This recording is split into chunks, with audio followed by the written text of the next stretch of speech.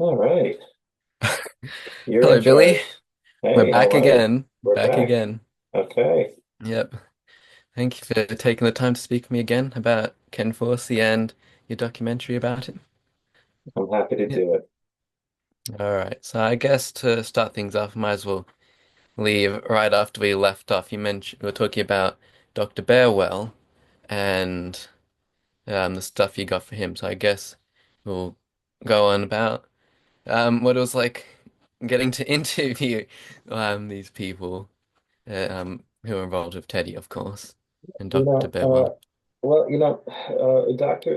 I did over 50 interviews for Ken Forsee Come Dream With Me Tonight, and Dr. Bearwell claimed him until he was not one of them. Well, Yeah, I asked, and he did not want to be interviewed. He provided us a vast array of materials, some of yeah, which I showed you, especially the Australia trip that he and Teddy Ruxpin embarked upon. But the being able to interview the people that I did interview, again, over 50 people, and it ranged from Ken's second wife and widow, Jan, to his daughter, Teresa, to his original alchemists, Mary Becker and Linda Pearson, to Phil Barron and Will Ryan, the voices of Teddy Ruxpin and Grubby. And then, of course, the vast array of voice actors from the Adventures of Teddy Ruxpin animated series, like Abby Hagyard, who was the voice of Eleanor Tweeg, Princess yeah, Eruzia, John Stalker, who was the voice of Newton Gimmick on the show, Robert Boxtel, voice of LB, and John Consgan, the voice of Tweeg and the Wizard.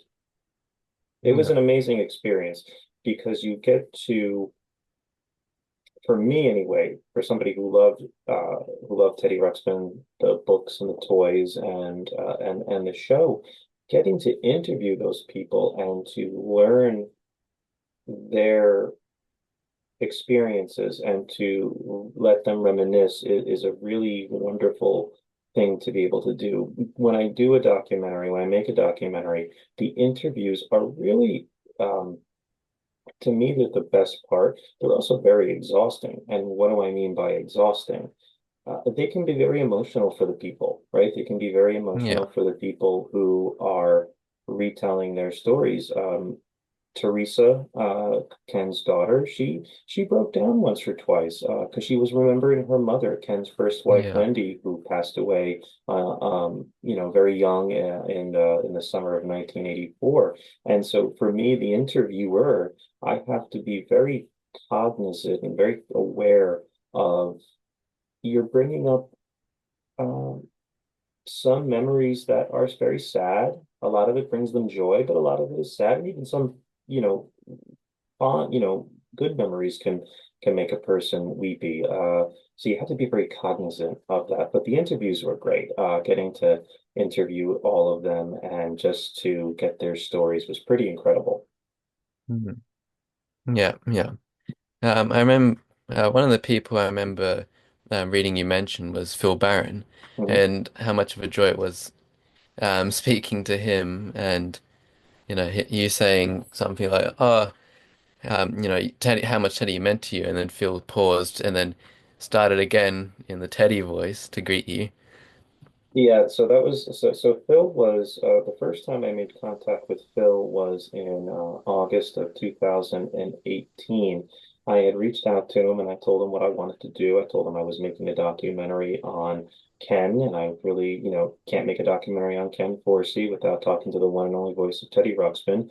And Phil Yeah, was very happy to be a part of it. And I remember when he called me in August of 2018 because we didn't do his interview, I think, until January or February of 2019. But I wanted to talk to him and just let him know what I was about, who I was. And when I answered the phone, he said, "Hi, Billy, this is Phil Barron." And I said to him, Phil, you're going to have to excuse me for a few seconds here. I'm a 5-year-old right now. I mean, I'm talking to Teddy Ruxpin. And he did yeah, pause. He paused and he said, "Oh, I'm sorry. When you answered the phone, I should have responded with hi, Billy. I'm Teddy Ruxpin. Can you and I be friends?" And when he did that, I just kind of said, "Yes, yes, Teddy. All I've ever wanted to be was yeah, your friend." And not it was I got to be a suit. I got to be a nerd. I got to be a nerd, and for over 50 something interviews, I just got to you know Mm. talk to these people, right? When I was interviewing Will Ryan in late 2020, I think it was, when I was interviewing Will Ryan, I mean, he and I started doing, we started doing voices. I was doing Willie the Giant and his version of Tweak from the storybooks. And then we started talking about books that we were reading and books that we should read. And I recommended a couple biographies. So, it just these when you're interviewing, you let them talk. I mean, that's one of the key things here. You let them talk, let them talk, Yeah, let them talk. They may think they're rambling, but if they just talk for 5 minutes nonstop and you can get a soundbite out of that, that's golden for a documentary, yeah, then you've succeeded. But it was a lot of fun. It was a lot of fun to talk to them all. yeah. Seems Phil has a magic of making people break down with his Teddy voice. Yeah, really sweet person he is.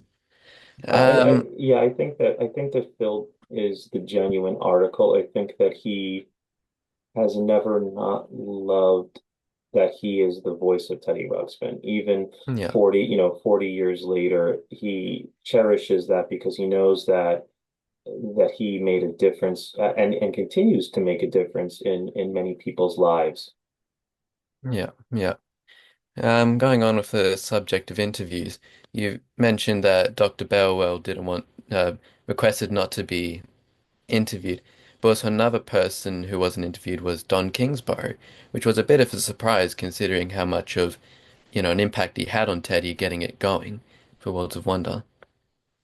I did reach out to Don Kingsborough, and he and I actually spoke on the phone for about 45 minutes. And this was the spring, I want to say this was the spring of 2021. I'm going to go with the Yeah, spring of 2021. Don and I got on the phone. He was a very nice man, very gracious man, and we talked, like I said, for about 45 minutes. And he just, told me how much he loved Ken and how he wouldn't have traded the experience with Ken, Teddy, Worlds of Wonder, Alchemy 2 for the world.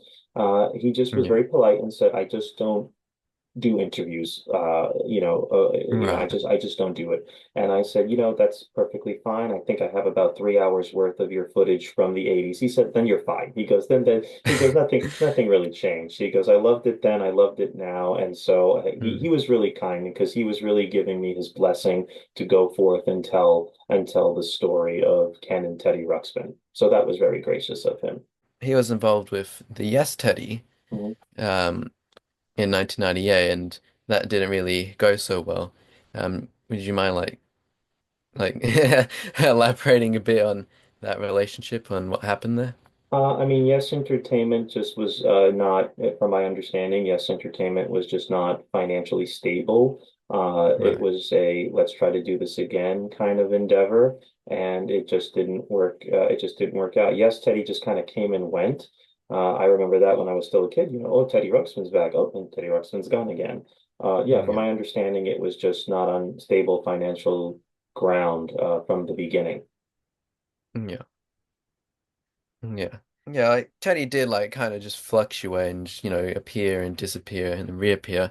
And then he came out again um in 2010 with the Backpack Toys Teddy Ruxpin. Uh Let's show you some stuff for Backpack Teddy, okay? So let's go into here.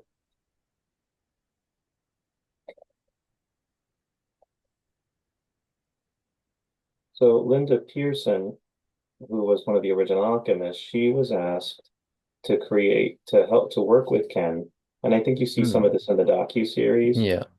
Yeah. So this is her and Ken working together to take Teddy, to shrink Teddy down, to change Teddy. Teddy, the Backpack Toys version of Teddy, Ken was very proud of because he felt that that was the way he really had always wanted the talking toy to look. Yeah. Because they were able to shrink down the hardware even further, because it was MP3 cartridges instead Yeah. of pets. Ken felt that he was able to get the type of look that he wanted with Backpack Teddy. And just here's some more fun stuff. There's Linda. She created these little plushes for Toy Fair for Backpack Toys in the late Yeah. 2000s, early 2010s. Let me see. They even had, let me see, what is this? A little bit more of that, little grubby and LB there. What the displays kind of looked like. Yeah, those are really cute. I mean, they were really working hard. I mean, this is the dedication that Linda gives to what she does because she's Yeah, got the swatches and the colors to this, this is Newton gimmick and this is what his clothes should look like. These are the colors, this is what it should be. And so a yeah, lot of love and care was given to the Backpack Toys incarnation of Teddy Ruxpin. yeah. And that lasted a good few years until around 2010. Yeah, so Mhm. what happened near the end of Backpack Toys era, Teddy?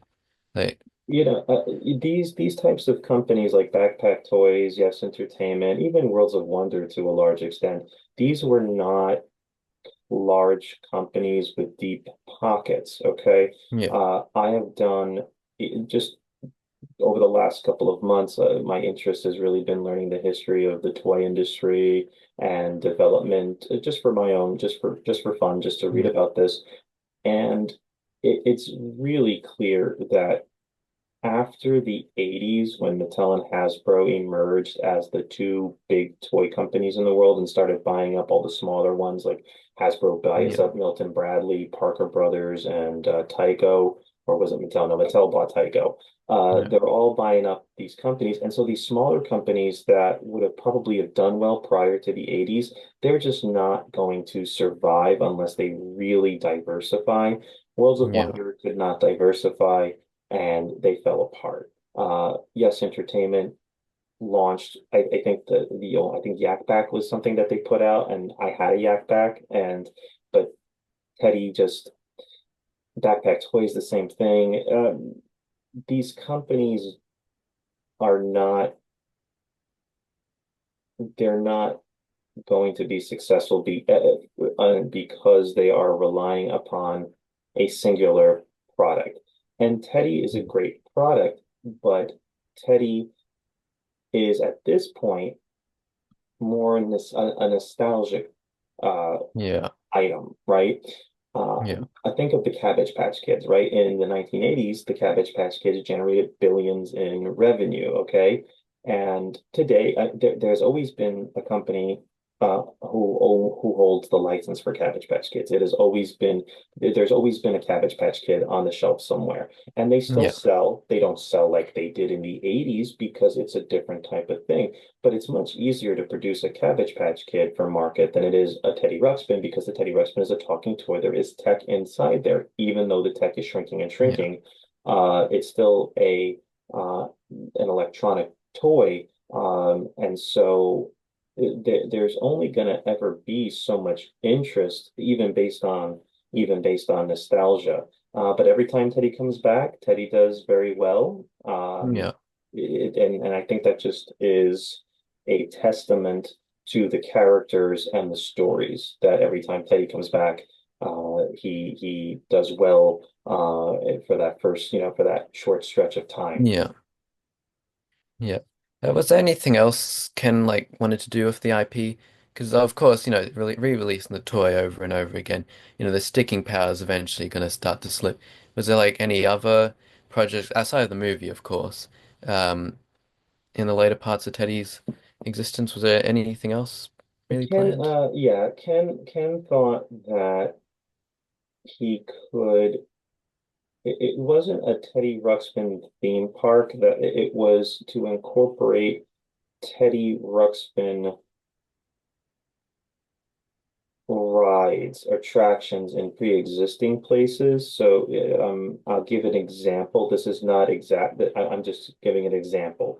Like Yeah, when Universal Studios gets the license from Warner Brothers and Rolling to do Harry Potter in the parks. Ken was thinking that perhaps Teddy could be something similar to that. He was thinking possibly a virtual type of ride, similar to like what Star Tours is in the Disney right. parks, something like that he was considering. And this would have been in the 2000s. This would have been in the early aughts, for him to think about doing that. Right. Yeah. That's cool. Pity it, didn't really go anywhere in the end. Jumping over a bit, a friend of mine wanted to know about this. You mentioned Lawrence Juba last time and his Mhm. him being of Paul McCartney, and also worked on Rock Rabbit stuff. Could you explain more of his contributions and his relationship with Ken? I don't know that Lawrence Juber ever actually met Ken. Ah, Lawrence was friends with George Wilkins, and it was George that had brought him on board to right. do a little work on Talking Mother Goose. And when Ken and Alchemy 2 were developing the Rock Rabbit character, they had actually put out a call like, could somebody write, what does a rock and roll song about a rabbit sound like? And it was Yeah. actually Lawrence Juber and his wife, Hope, who was actually the daughter of Sherwood Schwartz, the creator of Gilligan's Island and the Brady Bunch. Yeah. They were the ones that wrote the song "Hop to It," and when I actually heard them telling the story, they go like, "Oh, we were just trying to write what we thought would be rock and roll for a rabbit." And they Yeah. got to Hope was talking about how she had gotten invited to go down to the studio to watch them film that Rock Rabbit promotional video Yeah. that you see in the docu series, and she was just like, I saw all these puppets, and I saw this giant rock rabbit on stage singing my song, and I thought that this was the craziest but coolest thing in the whole world. It's a shame that something like Rock Rabbit didn't get a chance because I think that what Ken was very much trying to do was admit that eventually children are going to get maybe children will outgrow Teddy and Mother Goose, Yeah. and they'll look for something a little more we'll say edgy Yeah. if a rock and roll rabbit can be edgy. But he was looking to see if he could do that. If you age out of Teddy and Mother Goose, would you be interested in a character like Rock Rabbit? And that's what he was trying Right. to do with that property. Yeah. Yeah, I feel really bad for the person inside the Rock Rabbit costume. I remember in the docuseries they mentioned that that thing was like really hard to perform in and just Mhm. jumping around the stage. Yeah. Do you have any idea what happened to the Rock Rabbit costume and other All of those costumes, they were not built. So like the costumes and things like that, the prototypes, these things were yeah. not built. Like when you look at movies like the Teenage Mutant Ninja Turtle live action stuff from the early 90s, you can see these things Yeah. on Instagram. These things were not built to last. They would start they would have started deteriorating during production, Yeah. Yeah. especially with the lights and the heat. And so these things just they just started to deteriorate and fall apart. I'd be shocked if the Rock Rabbit costume that we're talking about survived the 80s, if I'm being honest with you. If you'd Yeah. like, because there's actually not just one, there are three Rock Rabbit songs, and I'm happy to share a Ooh. snippet. I'm happy to share a snippet of that with you if you will no pun Yeah, no intended, problem. bear with me. So let's Yeah, no go. problem. Really got this all organized. Let me know when you can hear it so I can. Um, It'll start. It'll start soon. yeah. All right, so this would be the introduction to the Rock Rabbit promotional Don't, tape, don't think I can and hear anything. here it comes. I'm Oh, rock there we go. and so Oh, ready. there it goes. There it comes. I dig rock and roll. Yeah, it'll probably be better on your Are side. you ready back there? Well, let's rock. You come around here most every night. You come around here, you're looking right.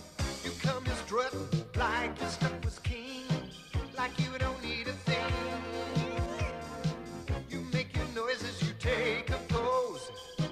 You look so innocent like a rose. You hear the music, you sway into a groove, and then you make your move. Sneaking up on me, keep it up back. Sneaking up on me, sneaking up on me, keep it up. Woo! Whoa, whoa, whoa, yeah, yeah.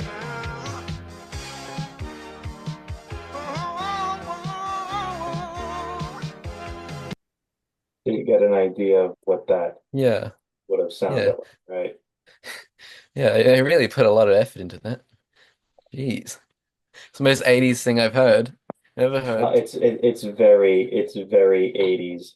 But I think Yeah. that like what you just I think that like what you just said that they put a lot of effort into it. There's nothing that came out of Alchemy 2 in the 80s that was ever half-assed. Yeah. They went all in, and they were never going to put something out even in prototype form, because a lot of what you see in the docu series in terms of the prototyping and what they were just kind of putting together to try to get investors. They were all in on this stuff. There was never Yeah. going to be a seam out of place, a visible seam or a glitch in the audio. They were very serious about what they were doing. They very much Yeah. respected the craft that they were working in. Yeah. It's very, unique for a company. Mhm, To put that much care in.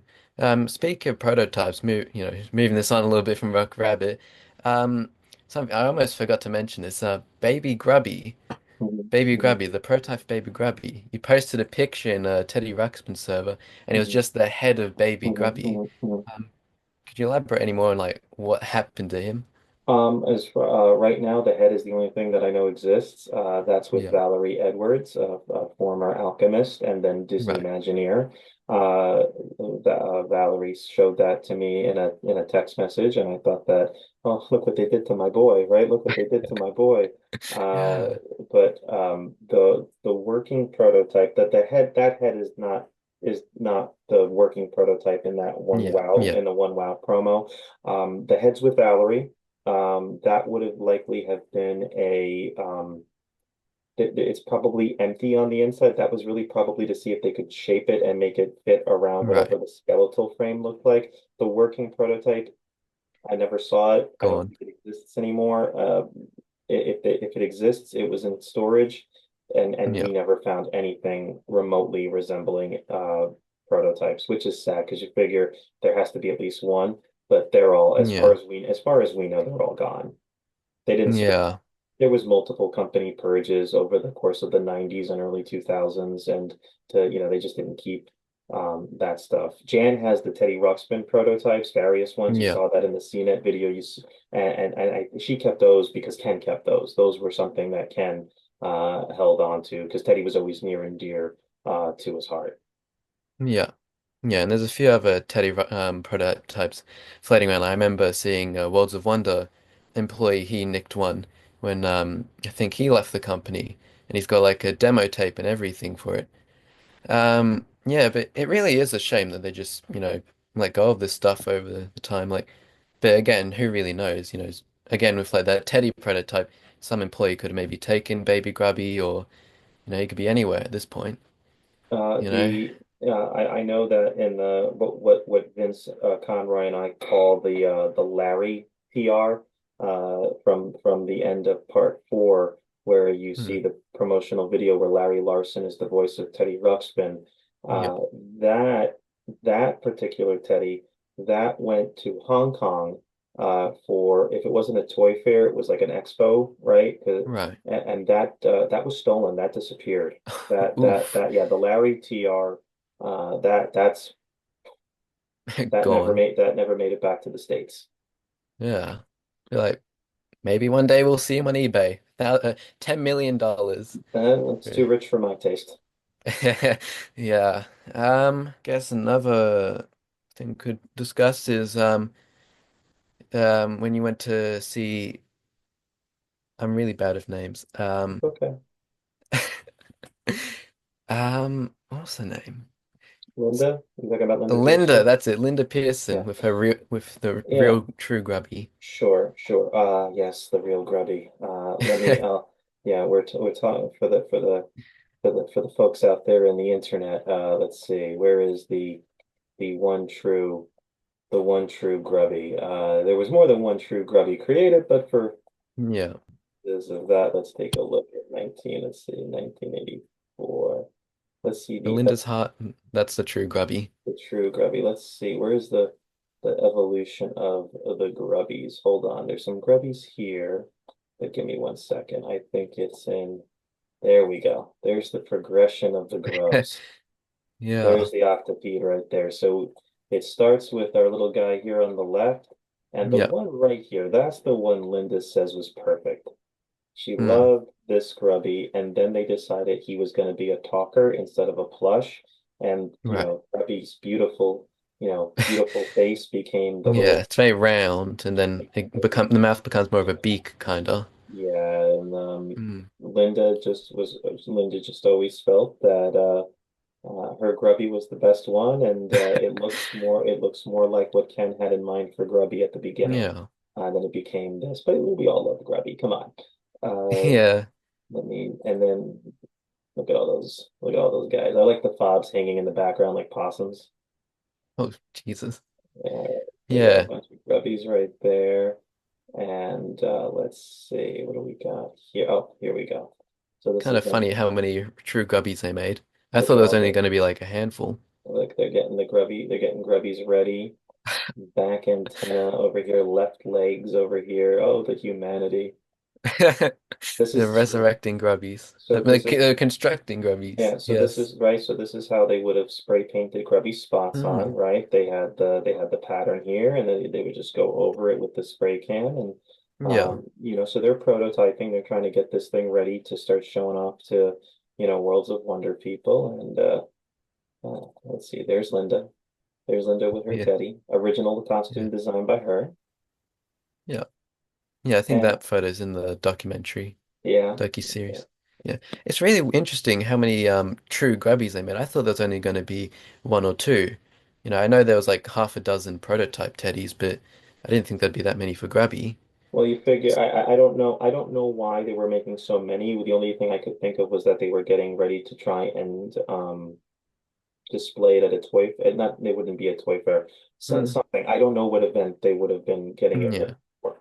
Um but the experience with Linda was this. Linda and I love Vince and I just absolutely love Linda. It's funny because if you ask Mary Becker and Linda Pearson what they thought about me at the beginning when they first got contacted. So Mary was the first I would have contacted after I had gone out to Yeah. California and met with Jan and did some research in October of 2018. I first spoke to Mary after that, and Mary will tell you, "Oh, I wanted nothing to do with you." You have to laugh, and she says, she says it smiling now. She just goes, "I didn't know you. I didn't know what you wanted. Were you going to make us look like fools? Were you going to, Right. what was your angle?" And after her and I spoke a few times, this is Mary, we spoke a few times. I think she understood that I was a Teddy Ruxpin kid, that I was not in this to make anyone look bad, that I genuinely just Right. wanted to tell Ken's story and Teddy's story and their story, right? And Yeah. so Mary was in, right? So Mary was in, and I had asked her if she would speak to Linda, right? Because Linda Pearson, and Yeah. Mary just said, Linda just does, I spoke to her. She doesn't want to be involved. And I said, well, all right, Oof. well, that's, I tried, and that's all I can do. Yeah. It wasn't until I interviewed Teresa, Ken's daughter. I interviewed her in February of 2019, and she had asked me, she said, "Are you going to interview Linda?" And I said, "Well, Linda said she didn't want to be involved." So she said, "Do you have her email? Do you have a number? Let me try." And so Linda will tell you that between Mary and Teresa, they broke her down. And Mary said to her, they both said to her, "Just talk to Billy. Just talk to him. Yeah. Just get a feel." And so she sent me an email and I responded and we spoke on the phone. And I told her the same thing that I told Mary, Teresa, and anybody who may have felt unsure because they're very guarded because they loved Ken. Yeah. You have to understand they loved him just like Ken and the Imagineers of the 60s loved Walt Disney the man. The Yeah. Alchemists, they loved Ken. Yeah. They don't want to see that tarnished. Mary said it in her own interview. There will never be another one like him. There will never be another Mm, Ken yeah, Forsyth. definitely. And so once I had spoken to Linda on the phone, she relented, I'll say, and said, "Okay, I'll do an interview. I'll do it." And she goes, I actually have some photos if you would be interested in looking. I said, okay, great. You can just send them on. And I don't know what possessed me because most of these interviews were always going to be just audio because of this, the traveling, Yeah. it would have been impossible. And that amount of traveling back and forth would have been Yeah. impossible. Yeah. And so I don't know what possessed me, but I called her one day and I said, Linda, you're in New Hampshire. I'm only like Yeah. 4 hours away by car. Would you be okay if we interviewed you on camera? I'll come up with Vince. And she said, she didn't even hesitate. She goes, you know what? Sure. And Yeah. Vincent, so in April of, the anniversary just passed, April of 2019, Vince and I drove up to New Hampshire. See this in the video that Vince posted on Grundo Yeah. Gazette. And we met her and her partner that night. Ed's a very nice man. We Yeah. met. Apparently you've met him before. Yeah, that's the crazy thing. I ended up Yeah. we ended up realizing that I had met him like almost a decade, a little more than a decade before that, Mm. at a backstage at America's Next Top Inventor, when my father and he were both, going in front of the judges. So that's just Yeah. it's a small Yeah. world, really, One in really. a million chance. It was serendipitous, right? But Yeah. Yeah. so this would have been a Friday. So we had dinner with them on a Friday, and then the next morning, Vince and I went to breakfast, and then we met them at Linda's house. And her Yeah. interview was going to be at the Airbnb we were staying at, so we had that all set up and everything. This was the background, Yeah. and Yeah. but that morning, the idea was we were going to go there and just talk to her a little bit more, and she was going to show me some photos. Well, she showed me some photos, and you see the box. Because of Linda, I will never forget the number, 677 photos. Crazy. 677 photos from 1982 when they were in the garage with Ken Yeah. to the late 80s at towards the end of Alchemy. And I remember going through the box and I don't know really, I don't have many moments like this. I just looked up at her and I said, Linda, would you trust me to take these all back with me to New Jersey? I will sort them, I will scan them, and I will ship them all back to you with Yeah. with a flash drive. And bless her heart, she said yes, go ahead. Yeah. And I mean, 670, almost That every, must have taken forever. I, Absolutely forever. I spent probably probably 2 months going through it, just to kind of get a Right. sense of you get a sense of like you figure out the years because some of them are dated, some of them are dated, and so you Mm. just kind of get the idea of okay, so this is probably and nothing before 1984 is Teddy. So Teddy, everything for Teddy is going Yeah. to Yeah. 1984, 85, and so you piece this all together, also based on some documents and things like that, but. Um, Mary and Linda, the linchpins of the Alchemy 2 story of the 80s. Neither of them wanted anything to do with me at the beginning, but whatever, Yeah. they saw, I think they understood the value in getting their memories Mm. recorded and to be able to tell Ken's story. I said this to Vince reminded me the other day when we were driving home from New Hampshire after we were done with Linda's interview. Right. I said something like, you know, I don't think that Ken's legacy is just Teddy Ruxpin. I think that his legacy are the people of Alchemy too. I think Mm. that those people are his true legacy. They went out and did and still are doing wonderful creative things in this world. And they really, in the course of their interviews, all attribute that back to Ken. Mm. Even those who had been working in this kind of field of creativity before they met Ken, Yeah. um, they were changed forever after their experience at Alchemy 2, working for Ken Forsey. Yeah. Because Alchemy is like no company I've ever heard of, how they treated the staffs and how, the birthday hat, if it's your birthday, you gotta wear the hat. Um, yeah, there's just really nothing like that, and there probably won't be ever again. Mhm. That was really something special. You know, Teddy definitely wouldn't have been the quality he was, if that wasn't the environment. these people at Alchemy, if we just if you look at you see you see that stuff and you really see it in the docu-series. Let me see Yeah. what I have. If we look at a little older, let me go to 85. They really saw each other. They all describe it the same way. They all describe them like it was family to them. Yeah. Like it was family. So you've got Ken here, Don Rydell, you've got George Wilkins, Mm. you've got Larry Larson here, Mary here. This is probably Ken's son Christopher. Um, I don't know. This could be Larry's wife here, but they're they're hanging out with the boss, right? Yeah. They were, for all intents and purposes, they all saw each other as family. Yeah.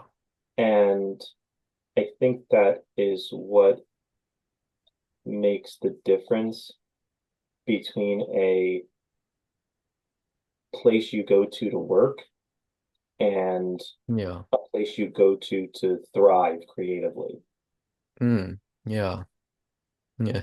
You mentioned George Wilkins. It's a shame that unfortunately he's no longer with us, along with, others like Will Ryan and stuff. It is kind of a shame that as time goes on, we're losing more and more of these wonderful people that were involved with, really such an extraordinary company. My film mentor, Carl Petrie, said to me early on that, and he's not the first to say this, but film is forever. Mm. And Yeah. so being able to record um, these stories, George is gone, but George will live forever. Mm, yeah. George, no one will ever forget George Wilkins. No one will ever forget Will Ryan. God willing, Ken Forsey will never be forgotten. And it, when we don't share our stories, that's when we lose a special part of ourselves as a society. I think that might be a little too, maybe that's a little too much on the nose, but I think that that's Yeah. true. I think that if you don't share your stories, you're shortchanging the human experience, if I can say it Yeah. like that. Yeah. Yeah. Yeah, that makes sense. You know, what happened was the other night I teach graduate school courses Yeah. for Drew University where I received my doctorate from, and I taught a documentary course this semester that just ended on pop culture. And my Right. students' assignment for the last class was over the course of the semester, watch the docu-series on Ken Forsey. They did not have to write anything on it, but on Right. the last night, which was last Wednesday. Vince joined the Zoom session. I teach it virtually. Vince joined Yeah. the Zoom session. Mary Becker joined us. Linda Pearson joined us, and we were talking about all these things that you and I are kind of talking about, right? Mm. And Vince is the one that said it. That Billy, that I lived with this for 4 years, every day. There was not when I tell you that from February of 2018, when Jan gave me the green light, to the Yeah. month of February 4 years later, when the final part of the series of the docu-series came out, I lived with this every day of my life. Ken Forsey, Teddy Ruxpin, The Alchemist, all of this was Mm. in the back of my mind. There wasn't a day that went by. I was dedicated to telling the most complete, honest version of Ken's story. And Yeah. I mean, if I tried to, a lot of it was dumb luck. I'm going to be honest with you. Uh, you know, um, if I had to do it all over again, I don't know if I could. I really don't. You can't. Mm. This was there was no straight and narrow path. There was a lot of zigzags Yeah. to get to the finished product. But no, not a day went by. Not a day went by. I mean, I pushed Mm. myself. Documentary filmmaking is not easy. Filmmaking in general is not easy, but documentary Yeah. filmmaking is not easy because you got to stick to facts. Yeah. If I can't make this stuff up, right? So I can't assume anything. And if I do assume, it's in the documentary. It's like it is assumed Yeah. that this happened. We can't say for sure, but we can speculate, but we're not saying it did happen. So you have to be careful with that. But no, 4 years of my life, there was not a day that went by that I wasn't thinking about Ken and Teddy and all of that. And even after the series came out, um, I don't think a week goes by where I don't get a nice message from someone like you. I don't get, I get tagged in something. I get another message from Yeah. a fan, and a lot of it's really nice because they're fans my age and younger, and Hmm. that means that Teddy's still alive in the collective consciousness, Yeah. of society that people still remember Teddy and are discovering Teddy for the first time. So no, not after the series came out, not a week goes by, and that's cool. That's cool. That Yeah. means I hopefully that means I did a good job. No, Uh, I think you did. I think you uh, did. I'm proud of it. I'm proud of the product that we put out there, the 9-part series, and Hmm. I didn't think it was going to be 9 hours, but here we are, and that was it. It was going to be it was Yeah. I concluded as I finally sat down to write the screenplay because I didn't start writing the screenplay until let's think. I didn't start writing the screenplay until the fall of 2020. That's when it was ready. That's when I was Yeah. ready to write the screenplay. And I wrote the screenplay between September and December of 2020. And then I still did more interviews and I had to update Yeah. the script. Yeah. It was when I was writing the script and I knew that it was not going to be just a regular 90-minute film. Yeah. I could have done it. I could have made a 90-minute film.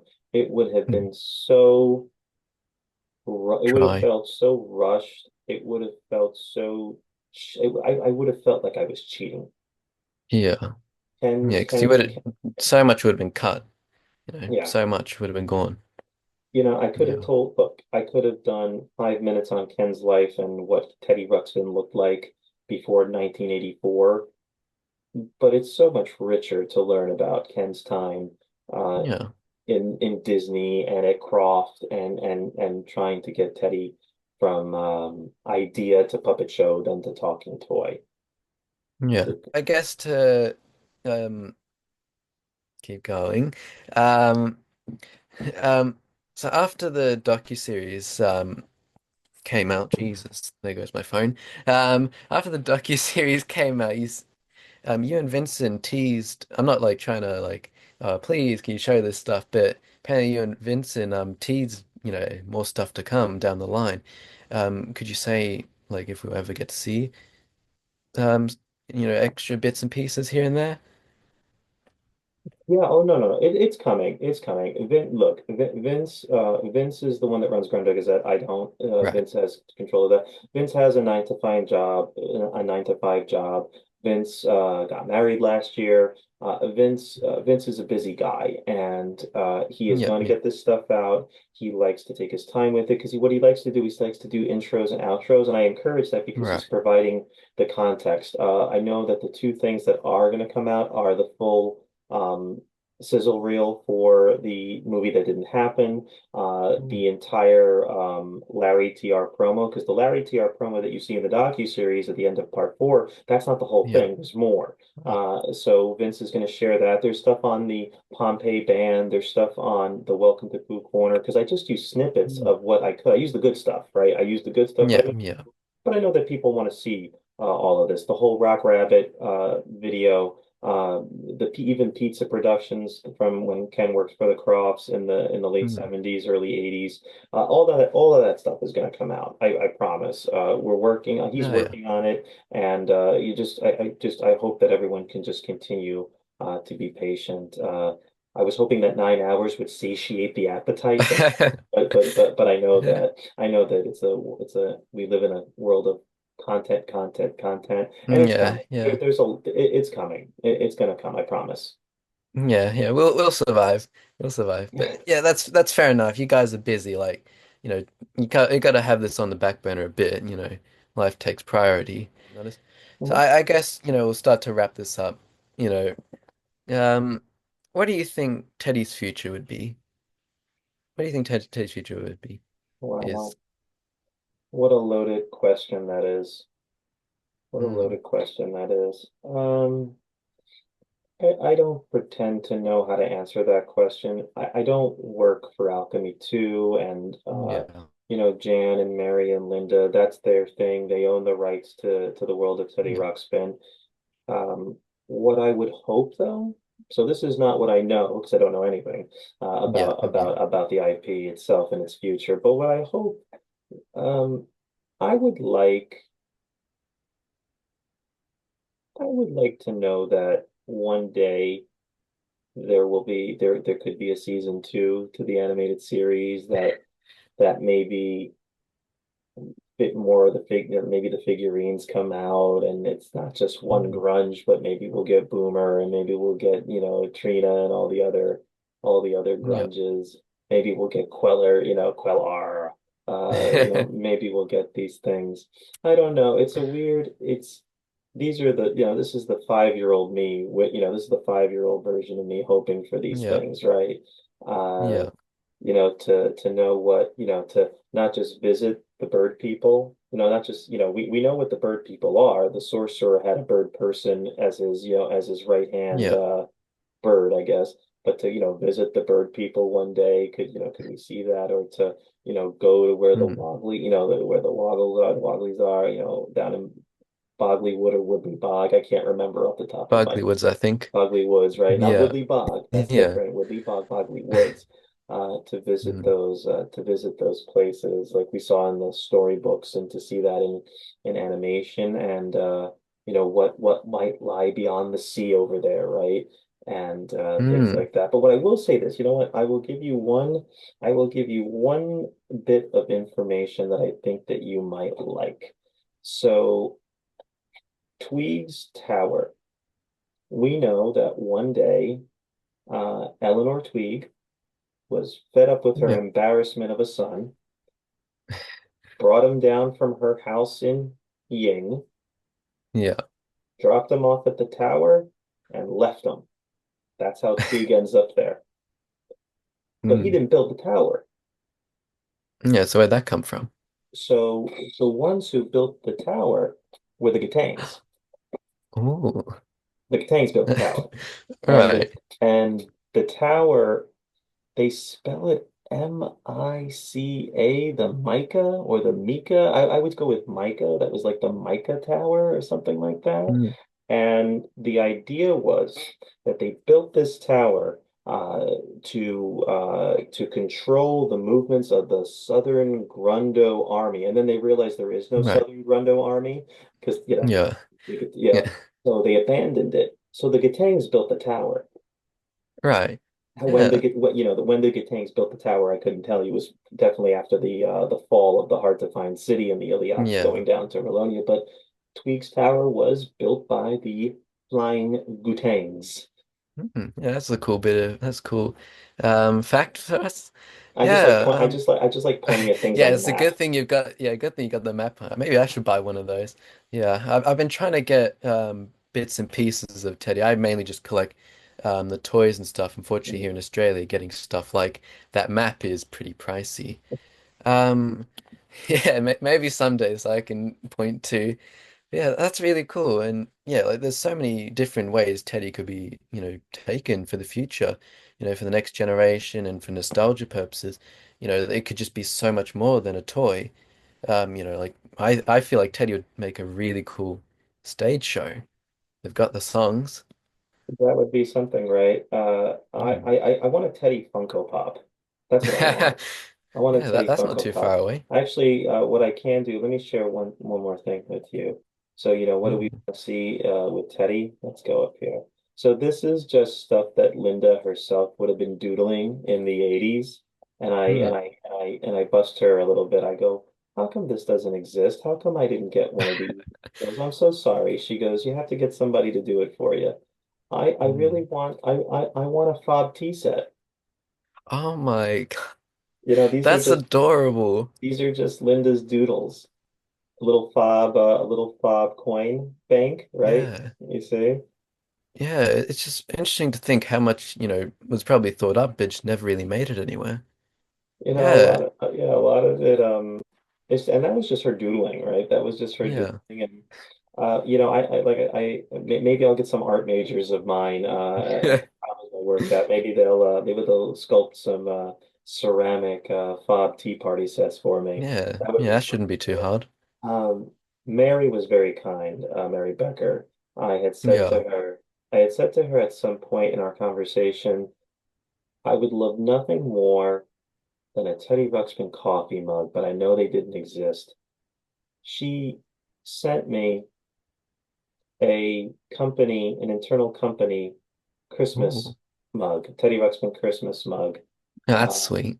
I thought that that was just, and I will not, I got teary-eyed because this was something that was not produced except for people at the Yeah, company, yeah, and she gifted that to me, and I thought that that was just a sweet thing. yeah. And that I think to bring this close, to bring this to a close, being able to talk to the people that gave my childhood an identity is just so Mm, amazing. I was just talking about this with a colleague of mine earlier today, that because I was talking about that I was going to be doing this with you tonight. yeah. Um, if my childhood, my early childhood, the first 5, 6 years of my life, if there were four pillars of my childhood in terms of toys and IPs, it was the real Ghostbusters, it was Masters of the Universe, the Teenage Mutant Ninja Turtles, and Teddy Mm, Ruxpin.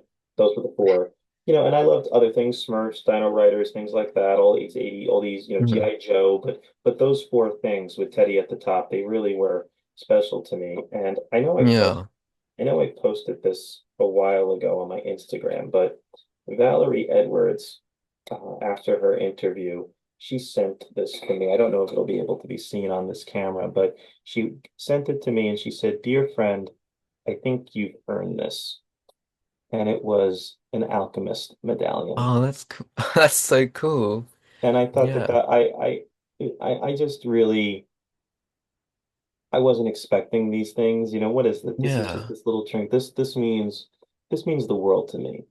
yeah, The mug, it means the world to me because they they trusted me, like I kept saying earlier, they trusted me with theirs and Ken's and Teddy's memories yeah, and yeah. stories and things like that. And so that means the world to me. That is the treasure of Grundo, right? That is the true Yes. it's not gold and jewels and diamonds and things like that. The real treasure is trust and friendship and things like that. Ken was right. Yeah. Ken was right Yeah.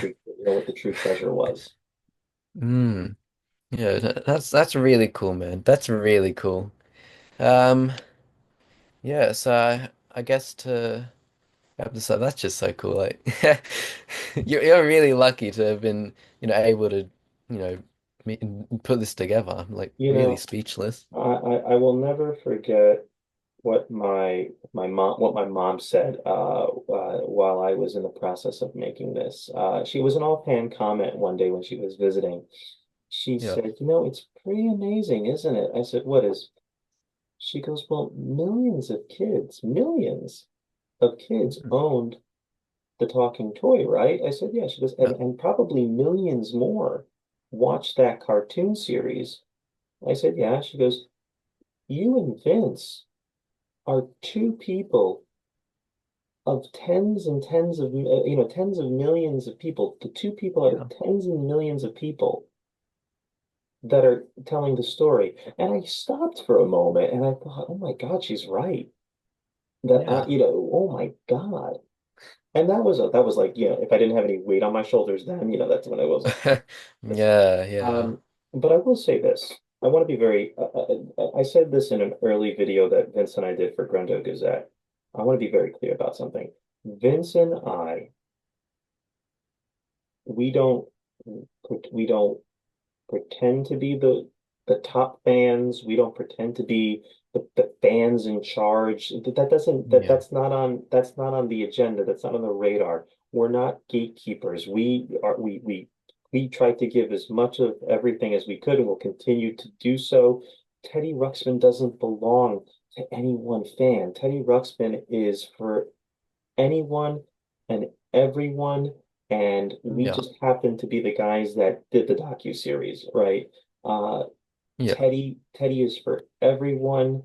And if people love the talking toy more, if they love the live action series more, if they love the animated series more, the live action special, the animated series, if they only love one part of it, if they love the vinyl map and nothing more because they love geography, who cares?